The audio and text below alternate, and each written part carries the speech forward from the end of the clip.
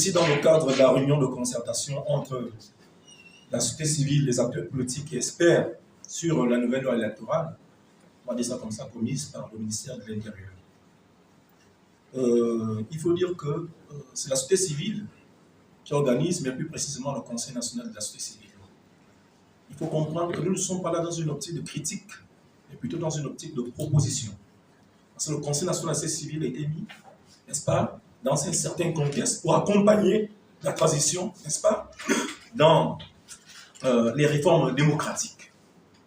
Donc, nous aurons dans un premier temps donc, la déclaration du président du Conseil national de la société civile, qui est M. Georges Paga, qui est accompagné de la vice-présidente du Conseil national de la société civile, qui est Mme Aminata, épouse Ondor.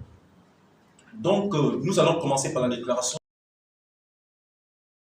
Depuis le retour au multipartisme et aux élections compétitives au Gabon en 1990, l'organisation des élections politiques a toujours été à l'origine de plusieurs controverses, occasionnant des violations massives des droits de l'homme, des contestations réprimées parfois dans le sang à la fin de chaque processus électoral. C'est pour mettre fin à ce cycle de violence post-électorale que les organisations de la société civile, militant en faveur de la démocratie, de la bonne gouvernance, de la défense des droits civils et politiques, mènent depuis plusieurs années des actions pour l'amélioration de la gouvernance électorale. À cet effet, plusieurs activités en collaboration avec les organisations internationales spécialisées dans le soutien à la démocratie ont été menées dans l'espoir de résoudre l'épineuse problématique de la transparence électorale. C'est donc dans cet esprit qu'en 2022, le consortium des organisations de la société civile, regroupant plus de 200 organisations pour la transparence électorale et la démocratie COTED, a vu le jour, ainsi que les actes de ces organisations ont été formulés en 50 propositions de réforme démocratique et également une proposition visant à réformer la loi électorale avait été élaborée en 2023 et proposée à l'ancien régime qui l'avait rejeté. Au lendemain de la prise du pouvoir par les militaires, un processus de restauration des institutions a été initié par l'organisation d'un dialogue national inclusif du 2 au 30 août 2024. À cet effet, une plateforme gérée par la primature avait été mise en place pour permettre à tous les citoyens d'y contribuer par l'envoi des propositions.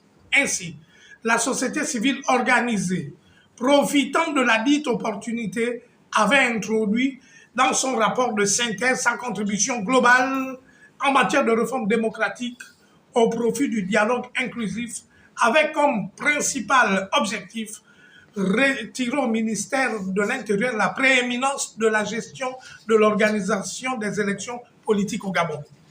Malheureusement, au grand étonnement des leaders de la société civile, le ministère de l'Intérieur s'est réapproprié la totalité et l'exclusivité de la gestion des élections politiques au Gabon, violant par la même occasion les recommandations spécifiques émanant du dialogue inclusif sur la question de la gestion des élections confiées au ministère de l'Intérieur, qui devrait donc, dans ce contexte-là, associer la société civile, les religieux, les experts et l'administration.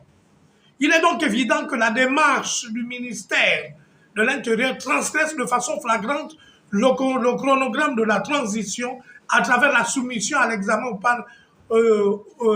l'examen du Parlement d'un projet de loi électorale, alors que la nouvelle constitution, selon l'ordre du chronogramme, n'a pas encore été mise en place. Ce qui corrobore la crise de confiance qui existe entre le peuple et cet acteur majeur des élections politiques au Gabon. Aussi, ce document proposé ne contient aucun élément qui assurerait la transparence, l'intégrité, la crédibilité et la fiabilité des élections politiques au Gabon. La société civile, par conséquent, propose aux différentes parties prenantes au processus électoral l'intégration des propositions, normes et standards suivants qui assureront l'intégrité, la transparence électorale, condition sine qua non pour l'avènement d'une gouvernance démocratique ouverte, inclusive et transparente qu'on proposera bien entendu au temps opportun lorsque la nouvelle loi électorale sera examinée conformément au chronogramme retenu par l'OCTR. S'agissant de la gestion des élections, de la problématique de la gestion des élections, nous sommes donc dans les propositions. Nous proposons donc l'implication effective de la société civile dans tous les maillons de la chaîne de gestion des élections politiques, celle des religieux, celle des experts et de certaines administrations publiques concernées, conformément aux résolutions du dialogue national inclusif. Nous n'inventons pas les choses, nous référons aux documents, aux rapports du dialogue inclusif. À cet effet, en effet, ce volet devrait se traduire par la participation pleine et entière des parties prenantes dans les commissions électorales au niveau national, communal et départemental. S'agissant de la surveillance des élections en point 2, la concrétisation au niveau du code électoral du principe de l'observation domestique et internationale des élections avec pour règle d'or l'interdiction des coupures d'Internet ou du délestage au cours des processus électoraux. La garantie d'une innovation dans la méthode d'observation des élections, notamment la compilation parallèle des données électorales, ce qu'on appelle le système PVT, donc Parallel Vote Tabulation en anglais. 3. Transparence. S'agissant de la transparence électorale, le parachèvement de la biométrie et la mise en place du vote électronique. La représentation de l'ensemble des parties prenantes et des représentants des candidats dans les bureaux de vote. La proclamation immédiate et publique des résultats bureau de vote par bureau de vote. La remise obligatoire des procès-verbaux à chaque représentant des candidats ou tout autre scrutateur ou observateur dans les bureaux de vote. L'obligation de proclamer les résultats au plus tard 48 heures après la fin du scrutin.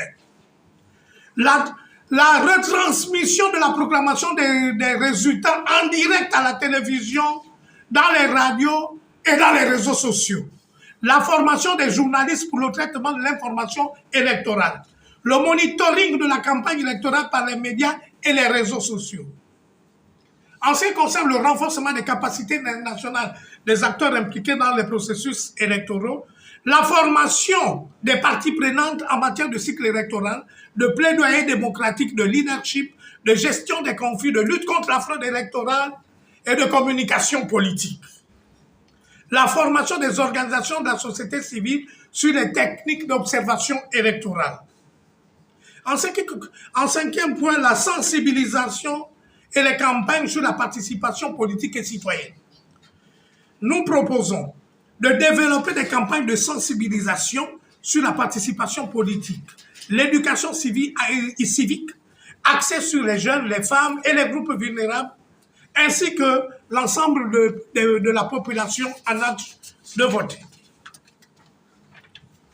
Pour clore notre propos, la société civile tient à rappeler que le coup de libération du 30 août 2023 se justifie fondamentalement par la mauvaise organisation des élections politiques au Gabon depuis 1990, singulièrement les dernières élections conjointes du 26 août 2023. Parce que les décrets iniques et décisions antidémocratiques avaient été introduites dans la loi électorale pour favoriser le maintien du régime despotique d'Ali Bongo. Cette situation a ainsi généré des élections politiques tronquées où le président déchu Ali Bongo, battu dans les urnes, était sorti frauduleusement vainqueur comme d'habitude. Reste et demeure essentiel d'éviter les erreurs du passé dans l'intérêt de la bonne marche de la transition et de la restauration des institutions démocratiques abîmées par 56 ans de gouvernance anachronique de l'État par le système Bongo PDG. Je vous remercie.